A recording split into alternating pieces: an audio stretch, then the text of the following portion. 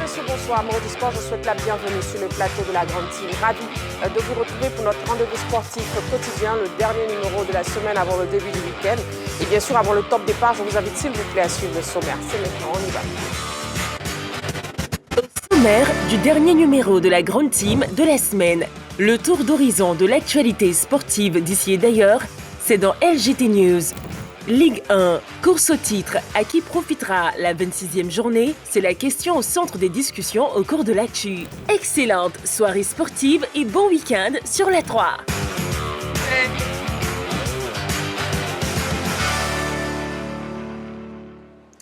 90 minutes de direct en votre compagnie, bien sûr, sur la 3, la chaîne qui vous offre plus de sport. C'est maintenant avec la question LGT, Ligue 1, course au titre, à qui profitera la 26e journée.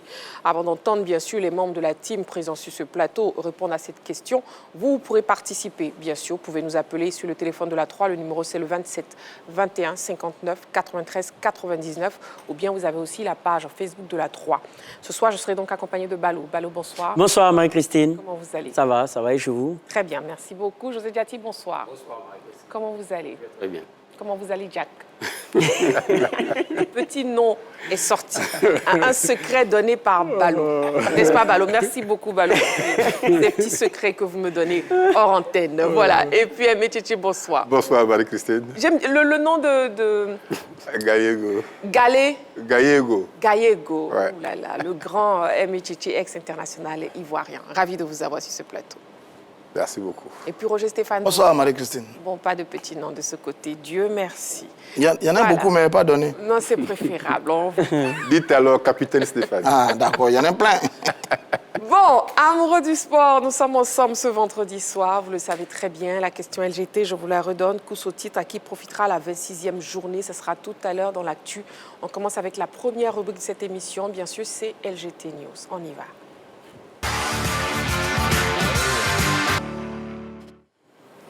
Une autre information pour vous, amoureux du sport, Manchester United. Des nouvelles rassurantes pour Amad Diallo. Amad Diallo est sur la voie du retour. Sa rééducation avance bien et le joueur a même repris les entraînements en salle. Et on peut s'en apercevoir dans cette vidéo. On regarde. La rééducation d'Amad Diallo qui avance très bien, Métiché. Oui, c'est une très bonne nouvelle pour ce garçon qui a beaucoup de talent et qui était dans une phase explosive avant de se blesser, malheureusement. Les blessures sont le lot quotidien des athlètes. Eh ben, je pense qu'il a... Là, c'est une très bonne nouvelle parce qu'il va revenir bientôt. Je souhaite simplement que la rééducation se fasse très bien, patiemment, que les techniciens et les médecins prennent leur temps pour vraiment donner sa chance à ce garçon de revenir au moment opportun. Ne pas précipiter sa rééducation parce que son équipe a besoin de lui. L'équipe est qualifiée, est en quart de finale, va certainement se qualifier pour les demi-finales, je n'en sais pas grand-chose, mais c'est très important qu'il suive très bien sa rééducation. Parce que et les Anglais l'attendent et nous, les Ivoiriens, on l'attend pour l'équipe nationale. Exactement. Donc voilà, c'est un garçon dont on a besoin de ses qualités dans cette équipe des éléphants. Mais à force d'espérer, très souvent, chaque fois il tombe malade, pour ne pas dire qu'il se blesse. Il faut qu'il suive vraiment une rééducation bien à propos pour revenir au top. Très bien. Très bien. Oui, Roger Stéphane, avec vous, on Donc, écoutez, parle. je dans le même sens que mon aîné qui aimé. C'est de très belles images, des images encourageantes. Je crois que la dernière fois qu'on l'a vu, il était en train de marcher dans le camp d'entraînement de Manchester United. Et là, maintenant, c'est la rééducation avec le tapis, le vélo, etc., etc. Là, mais il tape dans le ballon. C'est très bien. Moi, je suis un peu dans le calcul avec le garçon. Dans les calculs avec le garçon, bon, je pense que sa saison est finie quand même. La saison va finir vers mai et juin en Europe, vers mai et juin. Ensuite, on va reprendre en août. Et puis après, nous, on a la Coupe d'Afrique en décembre. Bon, moi, je suis dans les calculs. J'espère qu'il va reprendre progressivement, peut-être pour la nouvelle saison, le temps de jouer quelques matchs, quelques journées, et puis venir avec les éléphants de Côte d'Ivoire. Parce que sur ce qu'on a vu cette saison, C'est un grand regret pour nous parce que le garçon, il était tellement en forme avec cette équipe de Manchester United. Ouais. Et puis, on comptait sur lui, sur les différentes fenêtres. Bon, on l'a perdu, c'est pas bien grave. Maintenant, qu'il travaille, qu'il revienne très très vite. Mais j'avoue que voir de telles images de Amad Diallo dans la récupération, dans le travail physique, c'est vraiment encourageant. C'est du pain béni. C'est tout ce qu'on peut lui souhaiter, qu'il revienne vite et que pour la reprise de la saison et pour le mois de décembre, qu'il soit prêt pour qu'on est ensemble à la CAN du côté du Maroc pour apporter beaucoup, parce qu'évidemment, avec la forme qu'il avait cette saison, il allait apporter beaucoup et énormément aux éléphants de Côte d'Ivoire. En tout cas, prompt rétablissement à Amad Diallo. Et puis, une information concernant Liverpool. Mohamed Salah prolonge. Au bord de la rupture, il y a quelques semaines, Liverpool et Mohamed Salah ont finalement décidé de renouveler leur bail et c'est officiel. L'international égyptien a prolongé son contrat. La durée de ce nouveau bail n'a toutefois pas été révélée. Le club anglais indique dans un communiqué une signature qui le maintiendra avec le club au-delà de la saison 2024-2025. On en parle avec José Diati. Oui, on peut dire que le feuilleton Mohamed Salah et Liverpool prend fin, mais encore avec des petits trous d'air d'ambiguïté dans le contrat, ce qui est quand même un peu rare. Bon, on avait débattu ici, sur le plateau, où il était annoncé soit au Real de Madrid, soit aux Émirats Arabes Unis ou bien en Arabie Saoudite, mais on a été tous d'accord ici que son départ vers le Real de Madrid était peu probable, vu son âge et la densité offensive que déjà avait le Real de Madrid. Bon, ici, ce qui est un peu bizarre dans le contrat, ce qui est un peu un fait caméra, on ne dit pas il a signé pour le montant, on peut dire, bon, on peut le cacher, bon, on peut le dire, mais c'est rare quand même de voir un joueur signer et qu'on ne donne pas le délai. On ne dit pas il a signé pour 1 an ou 2 ans. Moi, je l'avais ici aussi évoqué, parce que son âge aussi fait défaut. C'est vrai qu'il pète la forme, mais faire signer un joueur de 32, 33 ans, généralement, on le fait signer pour 1 an. Voilà, parce que à 32 ans, à 33 ans, ce n'est pas susceptible d'être vendu à un prix qu'attend effectivement Liverpool. On fait signer un jeune joueur sur 4-5 ans parce qu'on a espoir qu'il sera revendu pour avoir une plus-value. Donc, mon petit doigt me dit que Mohamed Salah a signé sûrement pour 1 an. Pour 1 an, voilà. Ce qui est logique pour 1 an. Et puis, compte tenu de peut-être il a revu sa masse salariale à la hausse, en attendant d'aller peut-être vers l'Arabie Saoudite, qui lui tendait déjà les bras. Voilà, certains clubs déjà lui tendaient les bras avec un contrat en or, mais il veut encore jouer. Il a même dit qu'il veut encore jouer peut-être jusqu'à 36, 37 ans. Donc, on attend de voir. Donc, c'est bien pour lui et c'est bien pour le club.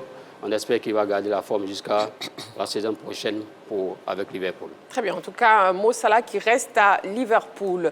Balo, avec vous, on parle à Barcelone, Rafinha. Oui, on parle de Rafinha qui bat le record de Lionel Messi. Il faut savoir que c'est un joueur qui a donc enregistré une progression incroyable, exponentielle, parce qu'il faut savoir que du côté de Leeds United, son record personnel était de 11 buts sur une saison et de 13 passes décisives avec le FC Barcelone. 11 buts lors de la saison 2021-2022 avec l'équipe de Leeds et 13 passes décisives lors de la saison 2023-2024 avec le FC Barcelone.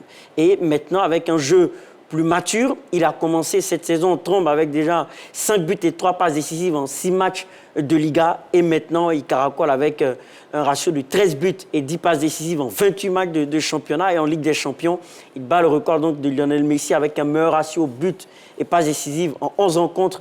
Il a marqué 12 buts et fait 7 passes décisives. Donc, ce qui veut dire que Rafinha, aujourd'hui, est en train d'atteindre des sommets incroyables. Ça s'explique par le fait que, déjà dans les vestiaires, il a une très grande confiance dans Hansi Flick. Il a atteint un nouveau statut de jeune joueur. Maintenant, il fait partie des capitaines, du capitaine adjoint. Il a des galons, ce qui lui permet donc de la saison 2023-2024. Il a été impliqué sur 21 buts du Real Madrid. La performance XXL de Rafinha cette saison.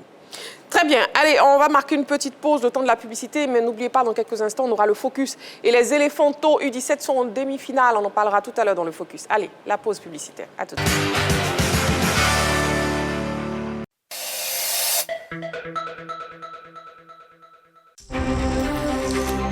Allez, salut à tous et bienvenue dans l'heure des Tchackers et merci de votre confiance. Messieurs, installez-vous confortablement le temps de cette chaude empoignade. Mais ils doivent aller gagner. Ils doivent aller prendre 3 points en déplacement. C'est À chaque jour suffit sa peine, monsieur Soileau. C'est ça le football. À la recherche de sensations footballistiques autour d'un débat, ne cherchez plus. L'heure des tchatcheurs, le débat sportif par excellence, déroule le tapis rouge pour des débats encore plus fun, Tu emploies le mot parce qu'il faut les employer. plus chaud bouillant et plus critiques. Quand tu es un compétiteur, tu ne te laisses pas marcher dessus. Je suis désolé. On peut tout me raconter, mais il n'y a pas photo. Sinon, pas parce que tu es champion d'Afrique que c'est fini, tu es titulaire à part entière. L'heure des tchatcheurs n'a jamais été aussi envoûtante comme cette saison. Monsieur Massagourou, pour moi, finale, c'est le football. Un en déplacement, un à la maison. Ah donc tu n'aimes pas les finales, monsieur Soileau? Non, c'est parce qu'il a voulu. Mais je ne dis pas, je parle. Monsieur Mazoudef, on en a une défaite encourageante. Donc ça veut dire quoi? Il y a le profil, il y a la polyvalence. Oui, des éléments qui importent pour provoquer le bord. Laisse-nous attendre. Magat et ses tchatcheurs, sans langue de bois, vous donnent rendez-vous du lundi au vendredi à 10h en direct sur la 3. Les débats plaisir, c'est toujours sur la 3. Allez, salut.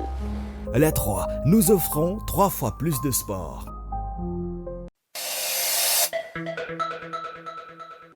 Nous sommes de retour sur le plateau de la Grande Team et nous passons au focus. C'est maintenant, on y va.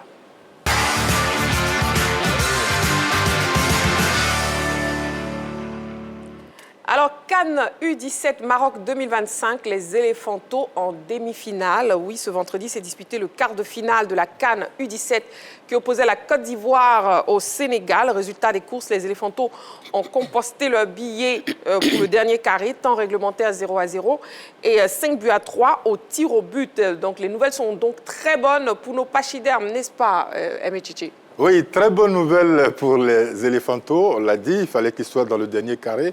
Ils y sont. Ils sont qualifiés également pour la prochaine Coupe du Monde U17 qui aura lieu au Qatar. Et donc, c'est une très bonne nouvelle ce soir qu'on a pris depuis Rabat, enfin depuis le Maroc. Moi, j'ai eu la chance de regarder ce match, de voir le match des éléphantos. Quand on a vu les deux premiers matchs, on s'est dit que ce match-là, celui face au Sénégal cet après-midi, était moins réussi. C'était un match heurté, beaucoup de fautes sifflées. 17 pour la Côte d'Ivoire, 14 pour le Sénégal. 0 tir au but, 0 tir cadré de chaque côté en première période. Bref, une première mi-temps poussive. En seconde période, il faut un changement tactique de l'entraîneur Obli Kwame.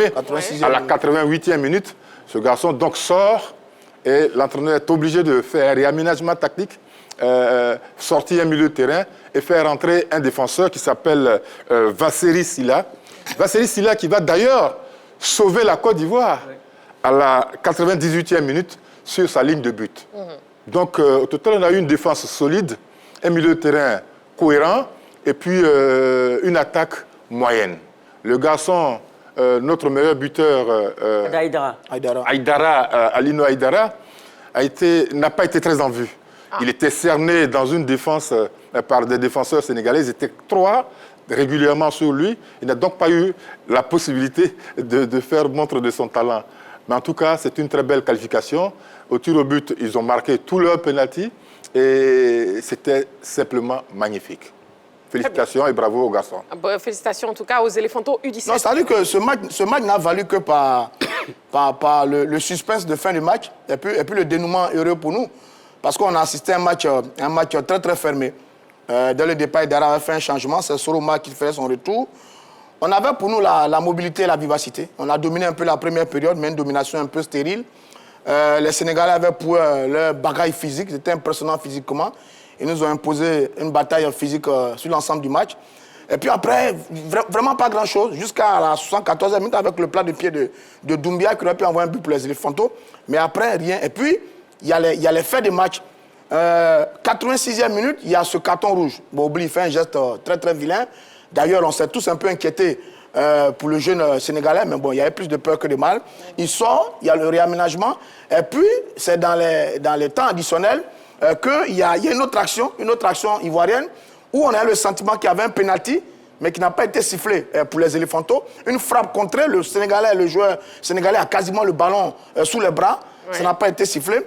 Et puis courageusement, nos jeunes garçons ont tenu autour de 15 minutes à 10 contre 11 face aux Sénégalais. Le temps additionnel, 11 minutes de temps additionnel, plus la fin du match. À 15 minutes, on a joué à 10 contre 11. On a tenu avec des très belles actions par moment, une très belle sortie de balle. Et puis finalement est arrivée cette épreuve des tirs au but.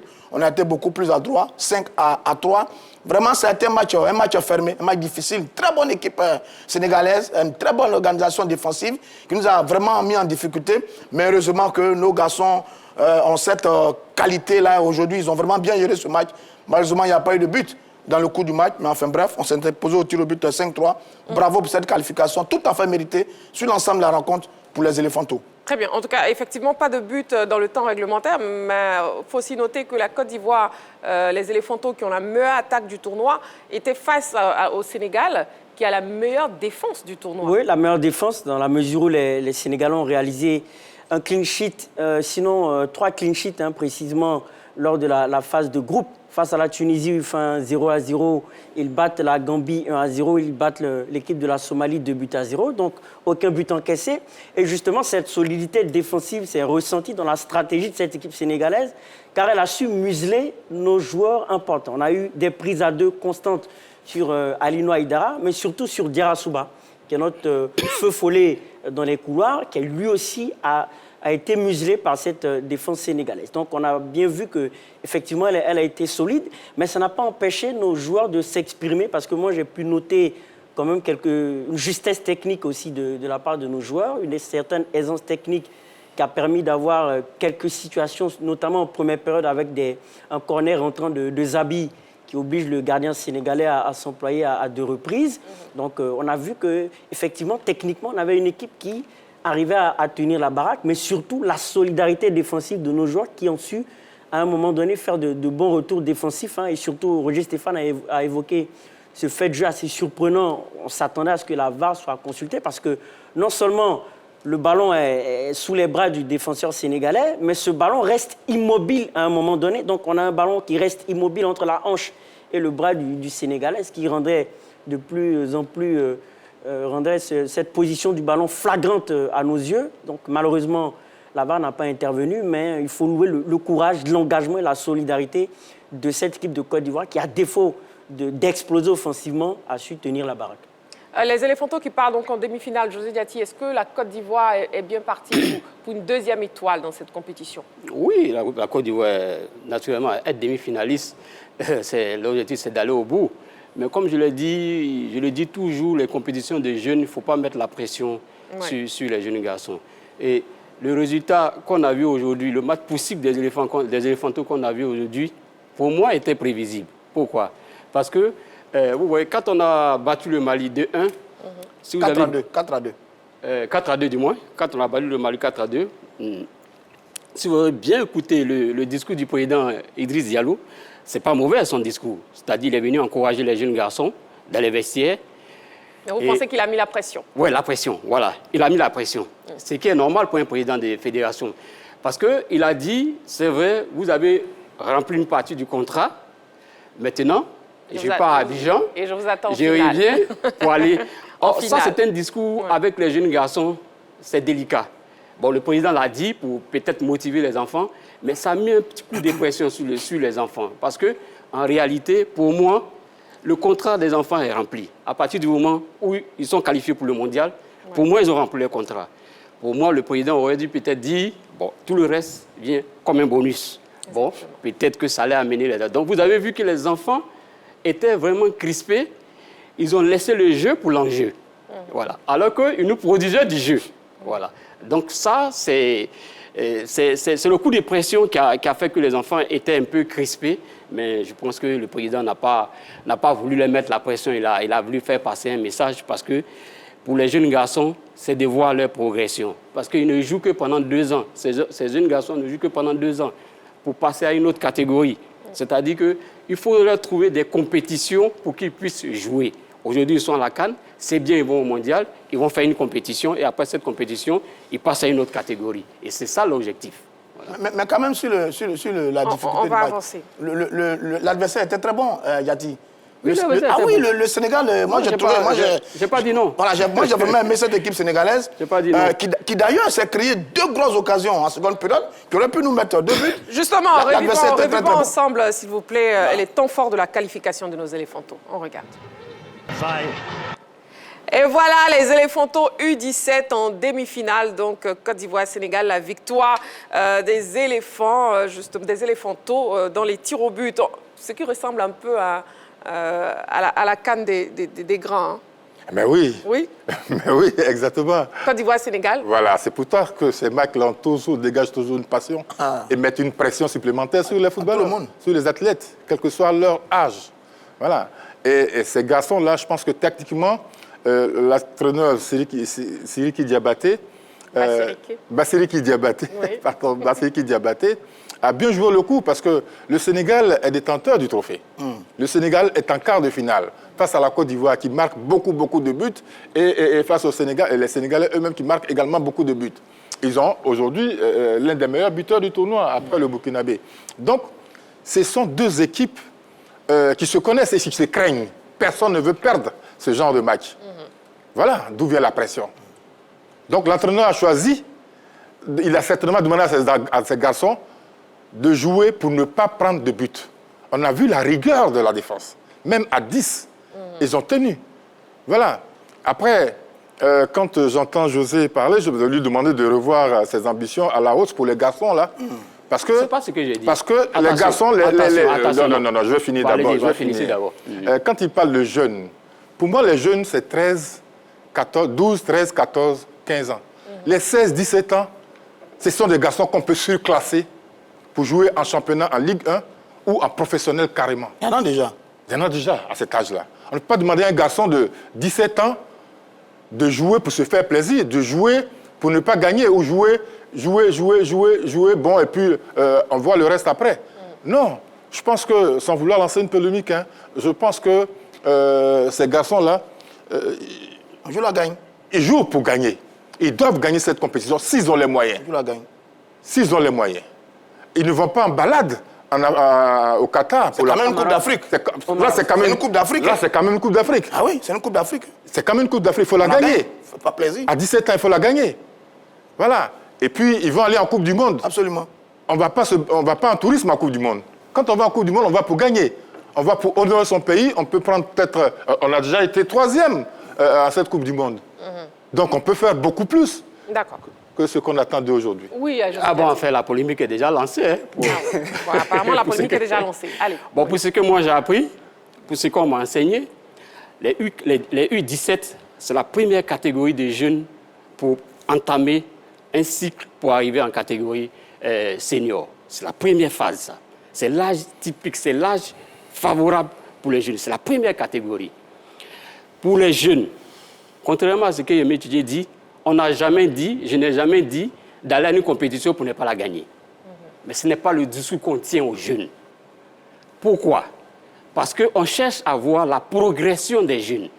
La coupe U17 existe depuis... Vous avez vu l'Égypte remporter la coupe? L'Égypte a remporté une fois en 1997. Vous l'avez vu? L'Égypte a 7 titres en sélection A. Vous avez vu le Maroc? Vous avez vu les sélections du Nord là, se battre sur les compétitions de jeunes? Est-ce que vous les voyez là-bas? Voilà. Quand ils viennent, ils sont éliminés même d'ailleurs. Mais vous les revoyez en sélection A. Donc, je précise que je n'ai jamais dit qu'on va en Coupe d'Afrique des U17 pour ne pas la gagner. Voilà, ce n'est pas ce que j'ai dit. D'accord. On va en création des U17, des compétitions de jeunes, pour voir la progression. Et si vous gagnez, c'est tant mieux. Voilà. Mais on ne dit jamais aux jeunes. L'entraîneur Bassiriki ne l'a jamais dit. Je l'ai écouté durant tout son discours. Vous voyez son dernier discours, il parle à ses enfants. L'entraîneur ne vient pas dire aux jeunes, vous là, j'attends le trophée en U17. Il ne le dit pas. Il dit, jouez, passez le ballon, faites-vous plaisir et si le but vient, c'est bien. Prenez match par match, c'est comme ça. C'est le discours des sélections des jeunes. Très bien. Et on écoutera justement tout à l'heure le sélectionneur Bassiriki. Mais déjà, le prochain adversaire de nos Pachidem n'est autre que le Maroc. Le Maroc tombeur de l'Afrique du Sud. Bon, une affiche qui promet. Donc, écoutez, le Maroc, c'est le pays organisateur. C'est un très bon parcours. Les Marocains ont terminé premier du groupe A. Ils ont battu l'Ouganda 5-0. première journée. Ensuite, 0-0 face à l'équipe de la Zambie. Et puis, la Tanzanie, 3-1. Et puis, quart de finale, ils ont battu l'Afrique du Sud 3-1. C'est 11 buts inscrits par les Marocains depuis le début de la compétition. En plus, c'est le plus organisateur. Autrement, c'est une très bonne équipe. Autant sur le match précédent, face au Sénégal, il y avait une histoire entre la Côte d'Ivoire et le Sénégal par rapport au football. Même si c'est dans la catégorie de jeunes, autant il y a une petite histoire qui est née il n'y a pas longtemps entre nous et les Marocains.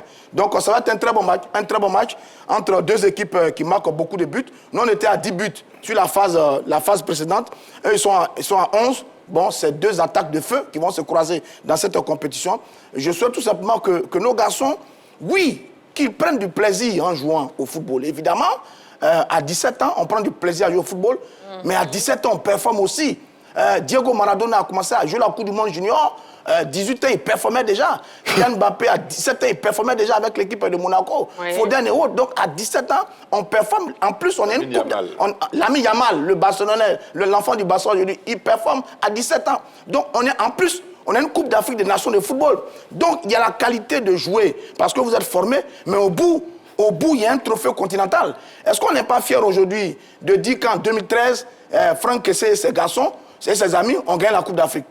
Donc la Coupe d'Afrique, il faut la gagner. Pour la gagner, il faut performer. Maintenant, ce qui sous-tend cette performance, c'est bien, c'est la qualité de jeu, se faire plaisir, jouer, etc., etc. Mais au bout, c'est le résultat pour gagner une Coupe d'Afrique des Nations. Oui, moi, je dirais que José Diaty et M. Aimé Tchétché et Roger Stéphane, je pense que vont à peu près dans le même sens. Parce que, certes, on recherche la gagne, mais ce que José Diaty veut dire, c'est qu'il faut mettre les enfants dans des conditions psychologiques pour atteindre cet objectif. La compétition des jeunes n'est pas richement dotée. Justement. Je pense qu'il n'y a pas matière à débattre, mais il faut les mettre dans des conditions psychologiques pour atteindre l'objectif. C'est-à-dire que faire en sorte que ces jeunes-là, lorsqu'ils rentrent sur la pelouse, à défaut ou au-delà de savoir qu'ils sont investis d'une mission, il faut qu'ils se sentent en confiance pour atteindre cette mission-là. Donc moi, je pense qu'on est tous d'accord là-dessus. Vous ne gagnez pas 5 milliards en portant une coupe. On va avancer, messieurs, justement. Les envoyés spéciaux du groupe RTI, Jean Silver, Esso et Frédéric Edia ont suivi la conférence d'après-match et ont pu recueillir quelques propos. Suivons ensemble. Je suis content. Moi et mes coéquipiers, on a fait le travail. C'est ce que le coach a demandé, donc c'est ce qu'on a mis en place. Et ça a payé. Les garçons aujourd'hui ont montré que nous avons travaillé, notamment sur leur point faible, qui était la concentration. Tous les matchs depuis le début de la compétition, à ce niveau-là, nous avons eu beaucoup de soucis et je pense qu'ils sont en train d'apprendre de leurs erreurs et nous avons beaucoup travaillé aussi. Ce genre de compétition sert à ça, sert à faire progresser un groupe, sert à développer des qualités. Et je pense que ce match, ils nous ont montré du caractère, de la résilience et de la détermination. Ça a été l'un des meilleurs matchs de la CAN. Vu que nous avons été réduits à 10 contre 11, nous avons une mission. Cette mission, c'était de rapporter la victoire.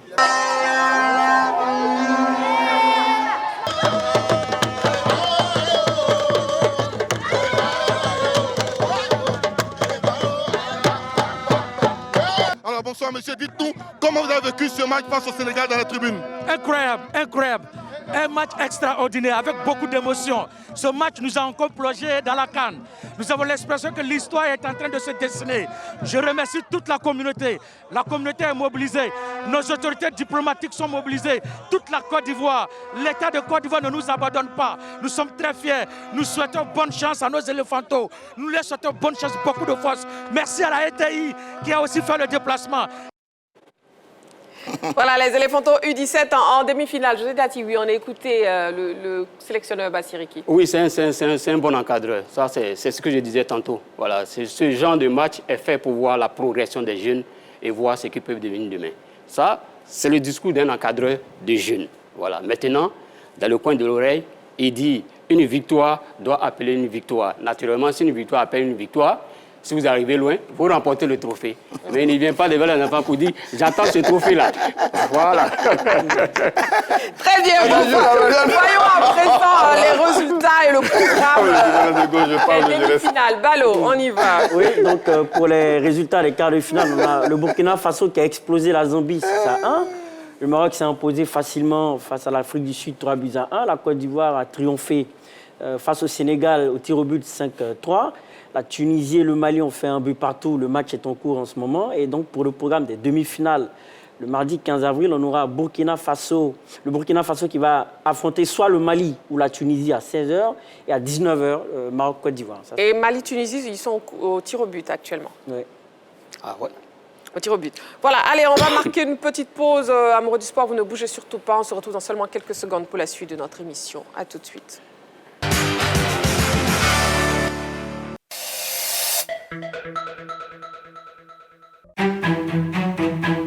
Bonjour, bonsoir. Oyez, oyez. Oyez. Suivez-nous.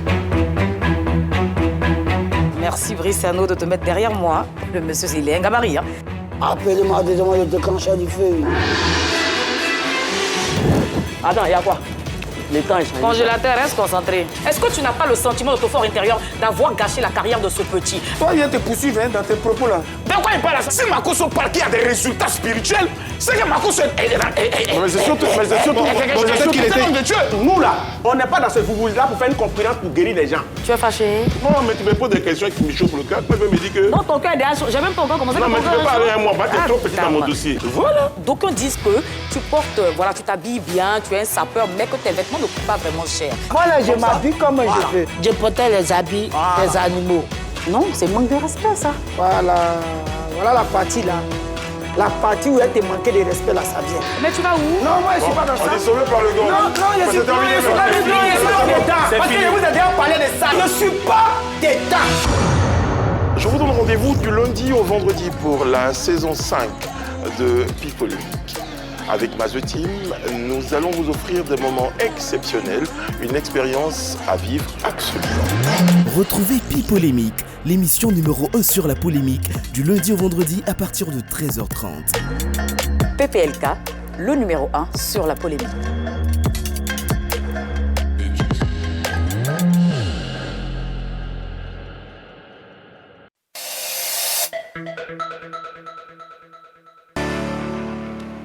Nous sommes de retour sur le plateau de la Grande Team et nous sommes toujours en direct. On passe à l'actu de ce soir, c'est maintenant.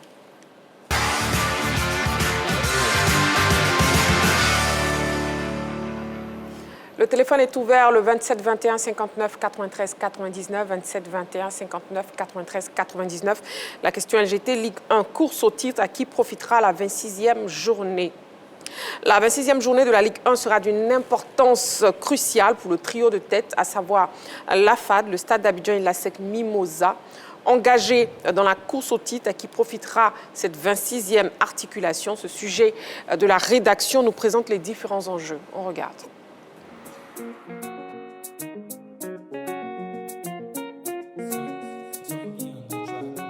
La course au titre en Ligue 1 sera à une étape cruciale ce week-end à l'occasion de la 26e journée de la compétition. Les performances du trio de tête constitué de l'AFAD, du Stade d'Abidjan et de l'ASEC Mimosa feront l'objet d'une attention particulière. Vu que ces trois équipes se tiennent dans un mouchoir de poche, aucun faux pas n'est permis. Leader du championnat, les académiciens du plateau auront du pain sur la planche face au FC San Pedro, champion en titre. Classés au pied du podium à 8 points de leur adversaire du jour, les Pétrusiens ambitionnent de sauver au moins une place sur le podium. C'est dire que l'enjeu est de taille dans cette rencontre. De son côté, le Dauphin, le Stade d'Abidjan, effectue un voyage qui s'annonce périlleux à Boaké. Les Yéyés ont longtemps occupé la tête du championnat avant de voir leur avance fondre comme du beurre pour finalement en être délogés. Le coach Alexandre Lafitte et ses poulains sont sur une série négative de 2 défaites et 2 nuls lors de leurs 4 derniers matchs en Ligue 1. Leur objectif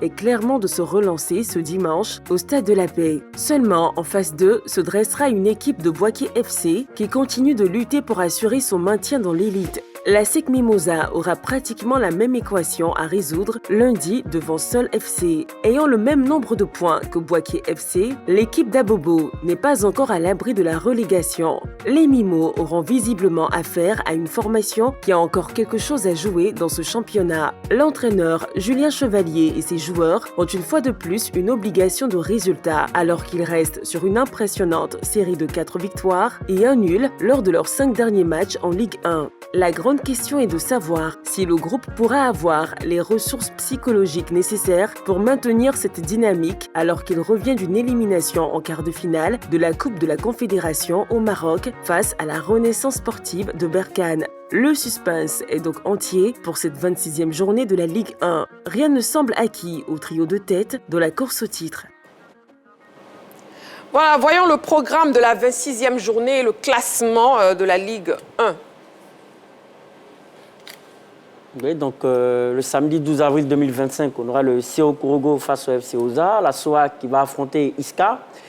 AFAD va en découdre avec le FC San Pedro dans le cadre d'un choc. Le Racing Club va jouer face à Azoma FC. Le dimanche 13 avril 2025, on aura Bouaké face au Stade d'Abidjan. L'AS Denguélé qui sera aux prises avec le Lys de Sassandra. FC Mouna face au Stella Club. Et le lundi 14 avril 2025, la SEC Mimosa face à Sol FC. Voilà, la question LGT est donc posée. Course au titre, à qui profitera la 26e journée? Méchichi, on commence avec vous. Lancez le pourri. C'est cette 26e journée. Oui. Il y a des matchs qu'il faudra scruter de très très près. Les matchs des 3 premiers. La FAD, le Stade d'Abidjan, la SEC Mimosa. Oui. Et puis, dans le bas du tableau, les matchs de l'AS Denguélé, de Lys Sandra et de Oza. Alors, visiblement, quand on regarde le classement, on voit que les 3 premières équipes sont séparées que d'1 point. Il y a 1 point entre ces 3 équipes-là, finalement. Et d'ailleurs, il faut remonter jusqu'en 2020-2021 pour voir un classement aussi serré, au-delà de 2021, pour voir un classement aussi serré. Parce qu'en 2020-2021, la SEC Mimosa était champion avec 15 points d'écart devant le Sporting Club de Gagnoa. Donc, depuis, on n'a pas encore vu ce schéma-là. Et c'est maintenant, depuis 6 ans, 7 ans qu'on voit ce classement très, très serré. Donc, à qui bénéficiera cette journée? Oui. Ben, il y a beaucoup de bénéficiaires. OK. Si la FAD gagne, la FAD conserve la tête. Si le Stade d'Abidjan gagne, le Stade va se remettre à la poursuite, j'allais dire, dépasser la FAD. Ça va changer un peu, mais ça va être très, très, très, très serré. Pour moi, c'est très, très serré parce que les matchs qui opposent ces leaders-là, vous avez par exemple AFAD, Football Club San Pedro. San Pedro qui n'est pas loin du tout dans le classement, qui est 4e. Qui est 4e avec 40 points. Donc c'est vraiment très, très serré. Très serré. D'accord. Oui, Balo. Oui, c'est très serré. Moi, j'ai envie de dire que je vais répondre à la question à qui peut profiter Bien sûr. cette 28e journée. Parce qu'à qui profitera, le football, c'est de la probabilité. Donc, j'aimerais dire que sur la base du match aller et sur la forme du moment, la FAD me paraît avoir quand même un adversaire prenable, même si c'est le FC San Pedro qui a quelques points du leader et qui est une très très bonne équipe, on le rappelle, qui est le champion en titre. Donc, pour moi, la FAD a battu 3-2 cette équipe du FC San Pedro, alors que la SEC Mimosa, par exemple, qui va affronter le Sol FC, a été tenue en échec par cette équipe du Sol FC, 1 but partout. La SEC Mimosa est au lendemain d'une coupe africaine, c'est-à-dire que cette équipe de la SEC a sans doute eu une débauche d'énergie, notamment du côté du Maroc, qui peut se faire ressentir lors du match face à Sol FC. Quant à l'équipe du Stade d'Abidjan, elle a été battue 2-0 par l'équipe de Bouaké FC avec des buts à la 17e minute de Marico, à la 17e minute, de la 17e à la 87e minute.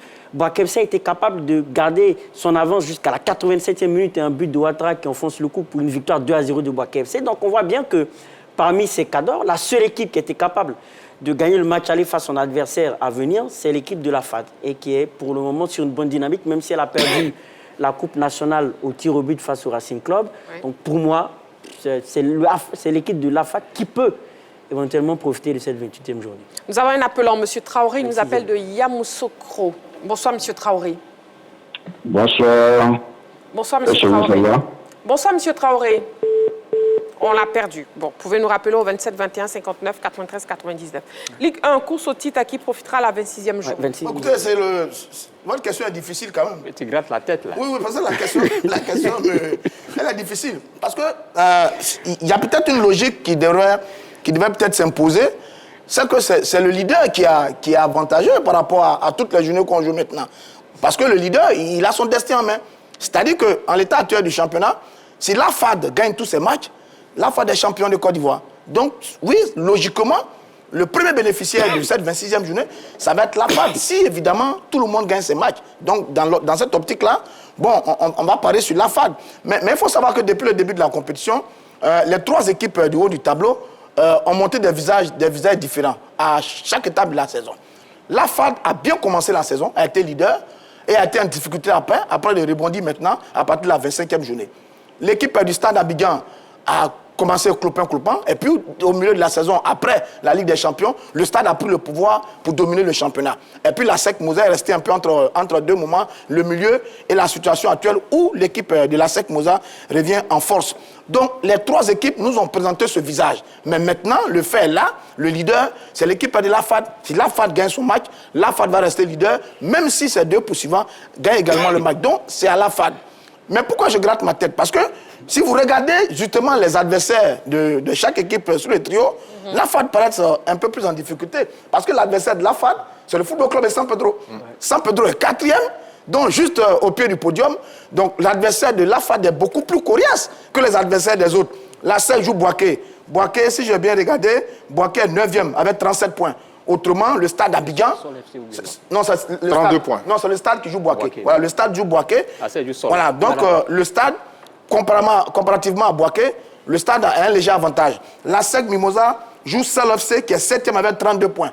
Donc, eux, ils ont des adversaires qui sont beaucoup plus prenables, ce qui n'est pas forcément le cas de l'équipe de la FAD. Donc, quand on met tous ensemble, c'est difficile de dire à qui va profiter véritablement cette 26e journée, mais c'est ça qui fait le charme de ce championnat national. Parce que comme l'a dit Tchétché Aimé, pour une fois, depuis de nombreuses années, on a 3 équipes qui sont à 1 point. Ça veut dire que sur la fin de la saison, on va assister à un suspect magnifique. Et c'est bien pour ce tableau. Bravo à la FAD, bravo au Stade Abidjan, bravo à la SEC Mosa pour ce beau spectacle qui nous offre là sur la fin de saison. Et on attend tous évidemment cette 26e journée. Monsieur Diomandé Mamadou nous appelle de Sipilou. Bonsoir, Monsieur Diomandé Mamadou. Nous l'avons perdu. Vous pouvez nous rappeler au 27 21 59 93 99. Oui, José Diati, Ligue 1, course au titre, à qui profitera la 26e journée? Pour ma part, la formation qui peut profiter de cette 26e journée, c'est la SEC d'Abidjan. La SEC d'Abidjan? Pour moi, c'est la SEC d'Abidjan. Parce que si je m'en tiens au classement, si je m'en tiens au caractère gagnant de cette 25e journée, premier la FAD, deuxième le Stade d'Abidjan, troisième la SEC et quatrième FC San Pedro. Bon, quand on voit les confrontations, apparemment, sur le papier, la SEC, pour moi, pas quand même vraiment favorite face au Sol FC. Contrairement au match de la FAD qui joue San Pedro, c'est vrai, la FAD reste vraiment une bonne dynamique, invaincu vraiment en 5 matchs. San Pedro aussi, quand même, fait quand même de bonnes choses depuis un moment. 4 victoires et une défaite simplement. Voilà. Pour le match du Stade, face à Boaké FC, on sait que le Stade est en méforme actuellement au niveau du championnat. Boaké FC, qui se réveille de temps en temps et qui fait quand même des choses, qui est remonté quand même au classement. 9e. 9e quand même, ils sont remontés quand même. Donc, ce sont des matchs quand même équilibrés. Contrairement à celui de la SEC, qui est 3e, 46 points, à 2 points du leader, et qui va jouer Sol FC. Donc, pour moi, avec les 2 matchs, tous les 4 premiers du championnat sont tenus vraiment par le minimal. Et pour moi, ces 4 matchs-là, c'est la SEC vraiment qui est en bonne posture pour pouvoir glaner vraiment à 60% ces 3 points, contrairement aux autres vraiment où il y a une incertitude. D'accord. Nous avons un appelant, M. Tagoua. Il nous appelle de Yopougon. Bonsoir, M. Tagoua. Voilà. Bonsoir, M. Tagoua. Bonsoir, madame. Bienvenue sur le plateau de la Grande Team. Merci, madame. On vous écoute. Un course au titre à qui Bien, profitera la je vais plus 26e vite, je vous journée. salue tous sur le tableau. Oui. Bonsoir, monsieur. Monsieur Tagua, bon, je me présente bien, hein. Oui. Je suis dans les 70 ans par là. Ça veut dire il y a longtemps ici avec Espoir. Dieu merci. Merci. Oui. Voilà mon intervention. Allô? On vous écoute, monsieur Tagua. Oui, vous êtes en direct sur la 3. Voilà. Ce que je voudrais dire tout juste, vos messieurs les débatteurs là, j'aimerais que dans leurs propos souvent, qu'ils laissent les entraîneurs travailler. Il n'est pas question de citer les noms des joueurs. Mais on les cite, ils viennent, toujours on nous déçoit ici. Laisse l'entraîneur faire son travail.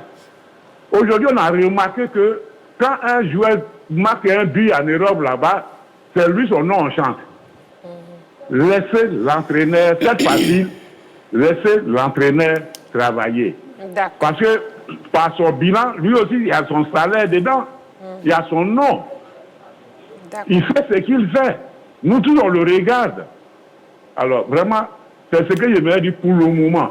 Parce que c'est ma première fois de vous voir, c'est ce que je pourrais dire. Merci Sinon, beaucoup. football, Merci c'est pour tout le monde. Merci beaucoup, Nous, monsieur on a Tagua. vieilli dedans, on n'est pas joueur, mais on est supporter. Merci beaucoup, monsieur Tagua. Merci Ce qu'ils beaucoup. font là, on peut le faire, mais on n'a pas besoin.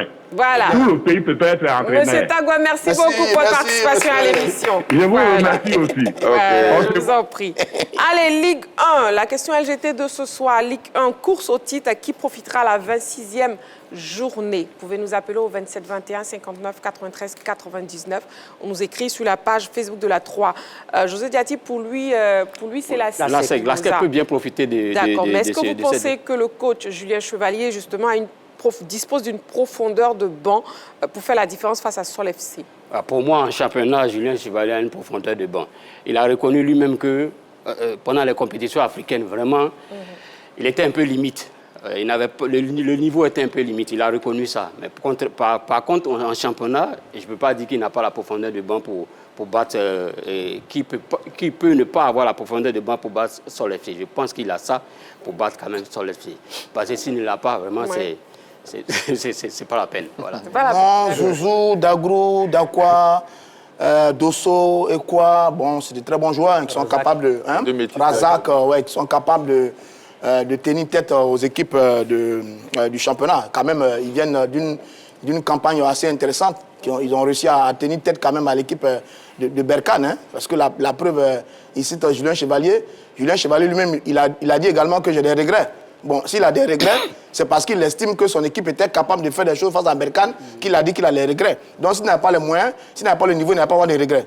C'est parce qu'il estimait qu'il y avait de la place pour quelque chose, ça n'a pas pu marcher, il avait des regrets. Donc, il ne faut pas dire forcément que la SEC n'a pas le niveau.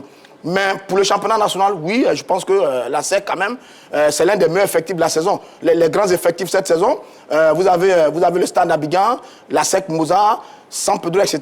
Donc oui, les joueurs de la SEC peuvent. Maintenant, la grande question pour la SEC, c'est dans quel état physique la SEC revient de la Coupe d'Afrique. Est-ce que les jeunes noirs vont revenir esquintés, épuisés pour la suite de la compétition, ou alors ils vont revenir très motivés par rapport à ce qui a été le cas du Stade Abidjan quand le Stade a été éliminé en Ligue des Champions. Donc, il faut regarder la SEC comme Mimosa qui va revenir. Mais je pense que, sur ce qu'on a vu il n'y a pas longtemps, la SEC était sortie d'un calendrier infernal. Mais pour cette fin de saison, le calendrier de la SEC est beaucoup meilleur, beaucoup plus souple que ces deux adversaires. Sur le papier. Que ces deux adversaires. Sur le papier, il a parfaitement raison. Que ces deux adversaires que sont l'Enfant et le Stade Abidjan. Maintenant, on va regarder ça à partir de la 26e journée, puisque la SEC a quelques jours de repos. Ils jouent longtemps pour les autres. Voilà, ils ont donc le temps de voir le résultat de leurs adversaires et puis pouvoir peut-être gérer le match. Mais bon, ça, c'est les discours. Après, on verra ce que la SEC va montrer sur le terrain. Nous avons un appelant, M. Traoré Aboulaye, qui nous appelle de Yamsoukro. Bonsoir, M. Traoré. Bonsoir, madame. Bonsoir, monsieur. Bonsoir. Bienvenue sur le plateau de la Grande Team. Ligue 1, course au titre, à qui profitera la 26e journée, M. Traoré? Bon, moi, quant à moi, c'est la table, hein. D'accord. Pour vous, c'est la fin. Voilà, parce que moi, bon, la SEC, c'est que moralement, bon, c'est pas ça, hein. Donc, pour cette année, ils n'ont pas se reposer en peu de temps. Sinon, tout le temps, aller être champion de Côte d'Ivoire, puis ne pas avoir été joué pour traiter en Côte d'Ivoire, c'est pas bien. Donc, le prière maintenant, c'est pour que la FAD puisse aller dedans. Là, on va essayer ce qui est donné aussi. Voilà, ça, je sais que c'est la FAD qui sera en tête. D'accord. D'accord, ok. C'est bien noté. Merci beaucoup, M. Traoré Aboulaye. Excusez-moi, je voulais demander à mon ami Kiki, mais est-ce que vous avez le niveau de Tchak aussi? Merci beaucoup, M. Traoré Aboulaye, qui nous appelait donc de Yamoussoukro. Voilà. Concernant la SEC, Michichi. Oui, alors, vous demandiez si la SEC a un banc de touche profond pour cette fin de saison. Ouais. Oui, je pense que la SEC a les joueurs qu'il faut, un banc de touche qu'il faut. Ils sont complémentaires, hein. Ce sont les meilleurs sur la place. À l'heure actuelle, quand on voit leur performance depuis le milieu de la phase allée de cette Ligue 1, la remontée que la SEC a effectuée a laissé tous ses adversaires pantois. Voilà. Aujourd'hui, la SEC qui était entre la 7e et 8e place, la SEC se retrouve à la 3e place, au point où, par rapport à son ancien rang, les supporters que je comprends, quelquefois, avaient décidé de lyncher le président, simplement le président Roger Wagner. Alors donc, je pense que la SEC a les joueurs pour tenir les 4 journées et surclasser ses adversaires, notamment la FAD, le Stade d'Abidjan. Voilà. Parce que c'est... je pense que l'équipe de la SEC sort de la compétition de la Coupe CAF au moment où elle commençait à se bonifier, à prendre de la plus-value. C'est ça. Voilà. Et malheureusement, la SEC est sortie de cette compétition. Donc, elle va déverser toute sa colère dans les 4 derniers matchs qui arrivent. Très bien, nous avons un appelant, M. Diomandé Mamadou de Sipilou est de retour. Bonsoir, M. Diomandé Mamadou. Marie? Oui, M. Diomandé Mamadou. Bonsoir, ma belle. Bonsoir, M. Diomandé Mamadou. Bienvenue sur le plateau de la Grande Team. Bon, je salue le plateau de la Grande Team. Voilà. Bonsoir. Et puis, Ligue 1 course au titre à qui profitera à la 26e journée. Bon, tout d'abord, je dis bravo à nos U17 pour leur brillante victoire. Oui. Et puis, merci au président Idriss Diallo d'avoir remonté le moral des enfants. Idriss Diallo. Idriss Diallo. Voilà. Je dis merci d'avoir gavasé les enfants, remonté leur mental et leur donner la confiance. Oui. C'est ça le football. Donc, merci à lui et merci aux enfants. Maintenant, pour le sujet, j'ai dit la SEC vient d'une guerre vraiment blessée. Donc, nous avons des blessés de guerre. La SEC Mimosa, toutes les journées seront favoris à la SEC. Et la 26e journée de la compétition du championnat, je vois la SEC favorite.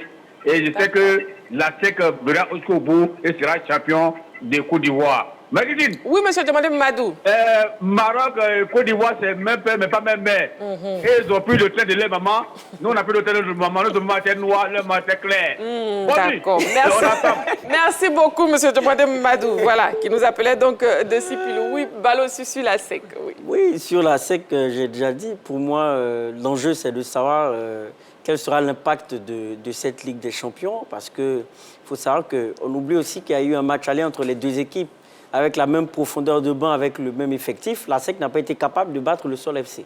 Donc, ce qui veut dire que cette équipe, pour moi, a des prédispositions à montrer qu'elle a les armes aussi pour tenir en échec la SEC Mimosa. Donc, on attendra de voir. Ce qui veut dire que pour moi, le match à SEC-Sol, certes, sur le papier, paraît favorable à la SEC, mais sur le match aller et le match du match aller, et sur ce que cette équipe de Sol FC peut montrer, pour moi, me paraît plus équilibré qu'on ne le pense. Donc, on attendra de voir. Et puis cette 26e journée aussi sera également marquée par le choc du bas du tableau entre l'AS d'Anguélé et le LIS Sassandra. Oui, le 16e l'AS d'Anguélé va jouer contre l'LIS de Sassandra 15e. Je dois dire qu'en bas, là, c'est très, très serré. 20, 23 points. C'est difficile. Donc, ce sont des matchs qu'il faudra suivre. Mais je pense que l'équipe de l'AS d'Anguélé n'a plus tellement la force. Moi, j'ai vu l'équipe de Denguélé jouer la saison dernière. J'avais juré de regarder tous les matchs de cette équipe, tellement l'équipe était belle, avec un style de jeu incroyable. Voilà. Et puis, après le décès de son président, père son âme, l'équipe a complètement dégringolé. Bien sûr, ils ont tenu tête, je crois qu'au stade d'Abidjan, à certaines grosses équipes, mais ce n'est plus l'équipe de Denguélé qu'on a connue. Donc, moi, je pense que sur ce match, l'équipe de l'Is de Saint-André devrait pouvoir s'en sortir. Nous avons un appelant, M. Kouadio, il nous appelle de Yamoussoukro. Bonsoir, M. Kouadio. Quand je dis bonjour maman, bonjour les papas, on va dire qu'elle est Yamoussoukro, on va faire avec. Bienvenue sur le plateau de la grande team, M. Kouadio. Et puis, course au titre, à qui profitera la 26e journée Ligue 1? Mais tout naturellement, la SEC pour effacer un peu la honte. Je parle de honte parce que la SEC a tout respecté Berkane. C'est ça qui a fait la défaite de la SEC. Ça m'a fait tellement mal. Que ce soit l'aller comme au retour, la SEC avait cette équipe-là à portée de main. Absolument. Mais la SEC a tout respecté Berkane. C'est tout le mal qui est là. Donc, au championnat ici, là, ça c'est sûr, en championnat ici, c'est sûr. La SEC va faire le jeu pour se rattraper, pour être à la tête de notre SEC. Ça, il n'y a pas de doute, hein, franchement. D'accord. Heureusement que la SEC va peut rencontrer Assad. C'est bien noté, en tout cas, M. Kouadio, qui nous appelait de Yamoussoukro. Merci beaucoup. Merci beaucoup pour votre participation à l'émission L'Est d'Anguélé face aux listes de Sassandra. Écoutez, les deux équipes sont en danger. Et ça m'embête un peu parce que je connaissais le président d'Enguélé et je connais bien celui des listes de Sassandra. C'est difficile d'analyser les résultats de ces deux équipes parce qu'elles sont irrégulières, elles ne sont pas constantes. Elles ont perdu beaucoup de matchs. Elles ont perdu des matchs qu'il ne fallait pas.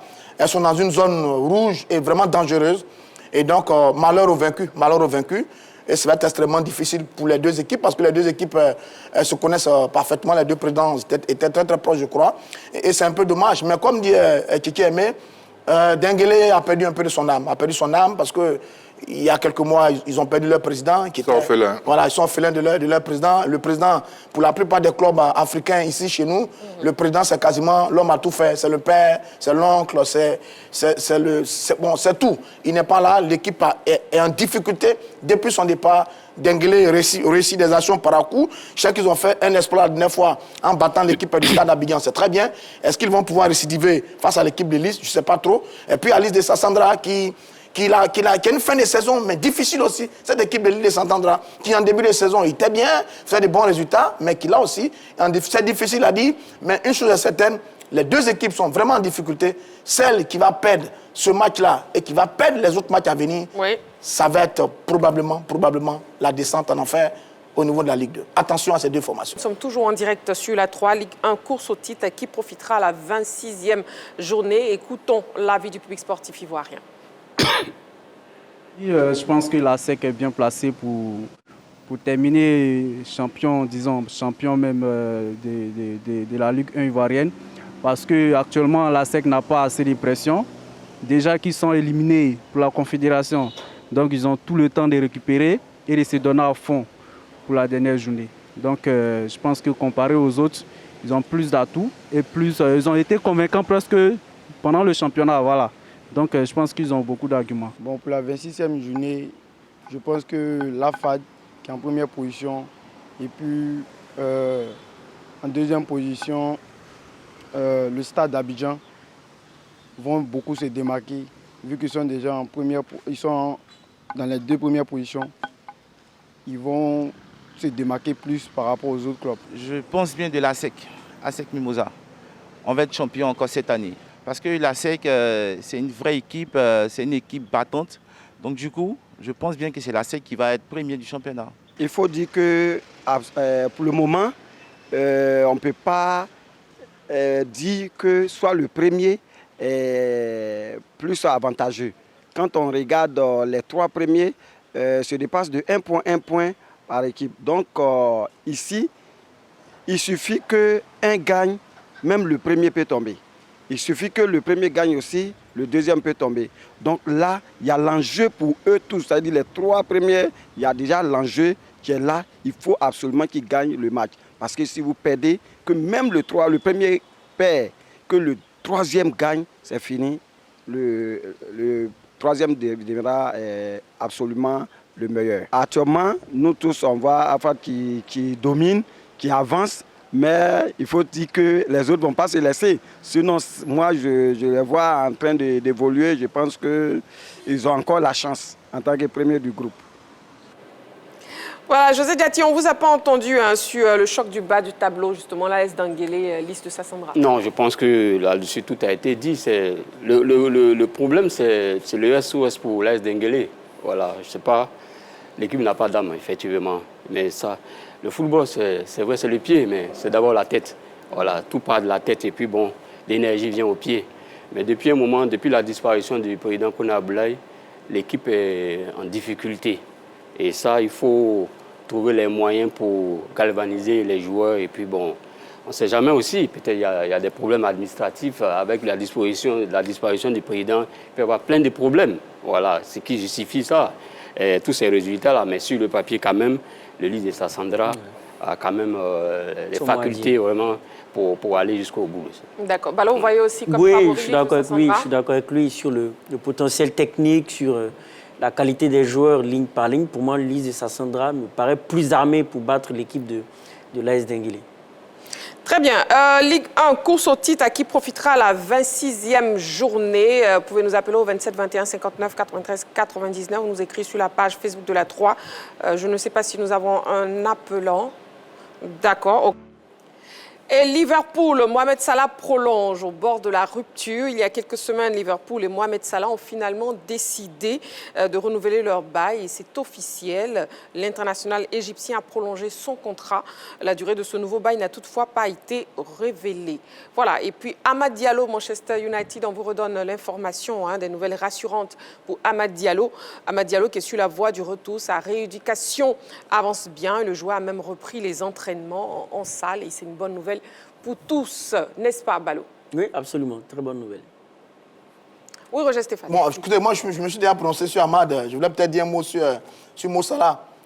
Mohamed Salah, je suis content pour lui quand même parce que j'ai vu ces chiffres-là. Il est après de 243 buts avec l'équipe de Liverpool depuis son arrivée en 2017. Oui. Maintenant, j'ai vu quelques articles. Il semble que son bail est de 2 ans. Il semble que c'est 2 ans, on va attendre encore la confirmation. Il semble que c'est de 2 ans. Si c'est 2 ans, il aura fait 10 ans au club de côté de Liverpool. Oui. Champion en 2020, vainqueur de la Ligue des Champions en 2019, meilleur buteur africain de l'histoire de Liverpool, meilleur buteur africain de la Ligue des Champions. Il avait fait une superbe saison. Malheureusement, il a connu un petit moment difficile où il a été éliminé à Liverpool par le Paris Saint-Germain en 8e de finale de la Ligue des Champions. Et dans la foulée, il a perdu la finale de la Cup face à Newcastle. C'est un peu gâché ses plans par rapport au Ballon d'Or, mais il n'est pas encore totalement éliminé. Parce que si le Real de Madrid sort de la compétition, bon, Kylian Mbappé, sa bande sera éliminée également. Il va rester la belle bande du Barça avec Rafinha, Lewandowski et Yamal. Mais Mohamed Salah est toujours là. S'il gagne la Première Ligue, parce qu'il est en train de gagner la Première Ligue, il a encore toutes ses chances de viser le Ballon d'Or mondial. Donc, je suis content pour lui. Est-ce qu'à 33 ans, il va continuer à avoir son coup de rein par rapport à Liverpool et à l'Angleterre? On ne sait pas encore, mais bon, on est content de savoir. L'épisode prend fin, enfin. Tout le monde disait qu'il partait, il est là. Bravo à lui, c'est un formidable joueur. Et s'il gagne le Ballon d'Or cette année, moi, je suis très, très content du fait qu'il soit le 2e Africain, après George Weah, de gagner ce fameux Ballon d'Or. C'est du Grand Real, tu parles comme ça? Oui, le Real est sur Amad Diallo, je trouve que c'est une très, très bonne nouvelle. On espère qu'il va reprendre la compétition d'ici la fin de la saison pour espérer nous accompagner à la Coupe d'Afrique des Nations, parce qu'on sait bien que Amad Diallo apporte toujours cette valeur ajoutée technique. Et bien, on a pu le constater face à l'équipe de la Gambie et même face au Burundi, que sur certaines phases de jeu, il manque quand même cette vision du jeu, cette passe qui casse les lignes pour effectivement alimenter nos attaquants, pour faire la différence. Maintenant, pour revenir sur Mohamed Salah, effectivement, il n'est pas éliminé. Et justement, la presse française a commencé... si vous voulez, à faire une propagande dans le sens de Ousmane Dembélé, Ballon d'Or, France Football, alors que Rafinha, en termes de ratio but, passe décisif, est au-dessus. Mais bon, vous dire qu'effectivement, la porte lui reste grande ouverte pour le Ballon d'Or. Kylian Mbappé, qu'on attendait, lui, est éliminé. Donc, effectivement, je pense que ça ouvre la voie à Mohamed Salah. Oui, mais Tchétché. C'est les mêmes anciens footballeurs là, qui avaient taxé Onana Mohamed Salah Mohamed Salah. Oui, allez. Qui avait taxé Mohamed Salah. C'est vendredi, hein? Voilà. De joueurs finis. Aujourd'hui, l'équipe de Liverpool, les dirigeants de Liverpool ont montré à ces anciens footballeurs là qu'il a encore du beau reste et qu'il demeurait grand champion. Voilà, la saison n'est pas encore terminée. Je pense qu'il aura, avec le renouvellement de son contrat, il aura encore les ressources nécessaires pour montrer à ses anciens coéquipiers ou ceux qui l'ont précédé dans l'équipe de Liverpool qu'il demeure un grand athlète. Un grand athlète. Une dernière chose. Oui, une dernière chose. Sur les anciens joueurs de Manchester United, mais je me rends compte qu'ils ont la critique dure, les anciens joueurs de Manchester United. Sur Onana. Mais ce n'est pas possible. Sur le dernier match, je crois que Manchester menait, et puis c'est la défense qui laisse des espaces, et Onana prend 2 buts, il va le massacrer. mais ce n'est pas possible. Paul Scholes, Rio Ferdinand, comment il s'appelle, j'oublie son nom, Roné. Oui. Mais ils sont durs sur les joueurs de Manchester United. Je ne sais pas pourquoi ils ont cette culture d'être aussi massacrants sur leurs héritiers. Bon, enfin, ce soir sur le football, c'est la grande passion qu'il y a du côté de Manchester United. Oui. Mais sur ce qui arrive à United cette saison, Onana, le Camerounais, n'est pas le seul responsable. C'est l'ensemble de l'équipe qui est en difficulté cette saison, même s'il faut un bon parcours là au niveau européen. Mais c'est l'ensemble de l'équipe de United qui est en difficulté. Ce n'est pas une affaire de Onana. Allons chercher dans le management une équipe qui a grillé 3, 4 entraîneurs cette saison. Ce n'est pas une affaire d'Onana, c'est une affaire de l'ensemble de l'équipe de Manchester United. Et on termine avec Amichichi. Et avec José Diati. Oui, mais aujourd'hui, Stéphane, c'est vrai, tout n'est pas le fait de Onana, mais sur ce coup-là, franchement, il s'est trouvé à 2 reprises. Le gardien s'est trouvé à 2 reprises.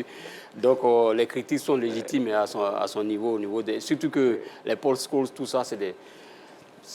Ils sont confondus à l'institution Manchester United. Il repousse mal le ballon, le rebond, il y a une mauvaise Ils sont confondus à l'institution aujourd'hui. Ils ne jouent plus, mais ils sont confondus à l'institution. Mais moi, surtout, je voulais demander à notre petit compatriote Amad Diallo, vraiment, qu'il se remette bien. Et puis bon, j'ai pris vraiment qu'il brise le signe indien, vraiment, avec la sélection ivoirienne. Parce qu'à chaque fois, quand il est vraiment annoncé, où on compte vraiment sur lui pour venir apporter cette plus-value à la sélection, là, il se blesse. À la CAN, c'était pareil. Mais on espère bien qu'aujourd'hui, progressivement, il va nous rejoindre à la Coupe d'Afrique. En tout cas, il sait bien la prière pour briser le signe indien. Il sait bien la prière. En décembre, les images, on a vu à la mosquée. En décembre, parce qu'on a vraiment besoin de lui. Et puis, bon, pour aller chercher encore cette 4e étoile des éléphants. Voilà, et puis n'oubliez pas les Éléphantos U17 part justement en demi-finale. Ils ont battu cet après-midi le Sénégal. Le Sénégal, les Lionceaux du Sénégal. Temps réglementaire, 0 but partout. Et dans les tirs au but, 5 à 3. Voilà. Le Sénégal ne peut pas nous battre. J'ai toujours dit ici. Que ce soit les grands. C'est vrai que vous le dites souvent. Voilà, très bien. Allez, la grande team de ce soir, c'est terminé. Merci beaucoup, messieurs. Merci, Amichichi. C'est un plaisir. Bon week-end à vous. Merci Roger Stéphane, bon week-end. Merci Balo. Je vous en prie, bon week-end à vous. Merci José Diati. Oui, avec du bouillon de poulet. Voilà, avec du bouillon de poulet ce soir. Merci beaucoup à vous, amoureux du sport. Rendez-vous est donc pris lundi. D'ici là, prenez soin de vous. Et n'oubliez pas, faites toujours du sport.